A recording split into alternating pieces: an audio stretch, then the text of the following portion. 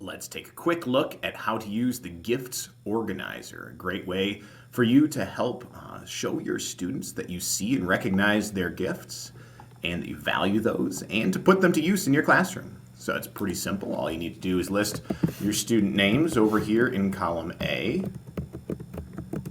We'll use some letters for student names for now, and then the tool will suggest to you several different gifts that students might possess. You can pick a couple that you think that student really shows well. And then for each of those tools, it will suggest a couple ways that you can put those tools to use. Of course, this list of gifts and this list of uses is far from exhaustive, so if you'd like to make any changes or make any additions, you can do that over in these green cells over here. You can add your own gifts here as well as their uses.